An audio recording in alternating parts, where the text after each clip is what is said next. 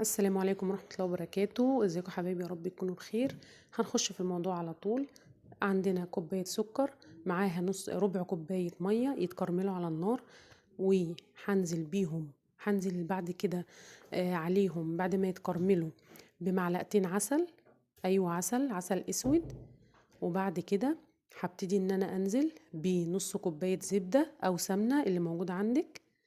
وبعد كده هنزل بكوباية الا ربع لبن ياخدوا غلوة. وبعد كده هكون محضرة نص كيلو من الدقيق السميط، عليه معلقتين جوز هند ورشة بيكنج باودر. هقلب الخليط مع الدقيق السيمولينا او دقيق السميط، وهحطهم في صينية. صينية مقاسها 30 سنتي او 26 المتوفر عندك. وبعد كده هدخلهم على نار على درجة حرارة 180 من تلت ساعة لنص ساعة. وهكون بحضر اثناء ما البسبوسه في الفرن. هكون بحضر الشربات. البسبوسه بتكون سخنه والشربات سخن. هطلع بالبسبوسه، هحط عليها على طول الشربات. تمام.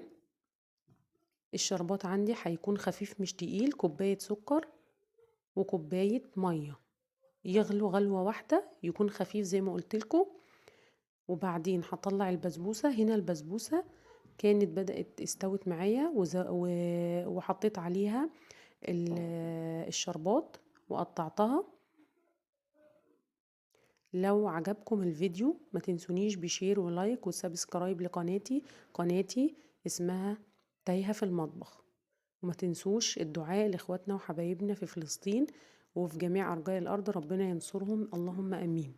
وما تنسوش الصلاة على النبي صلى الله عليه وسلم عليه الصلاة والسلام.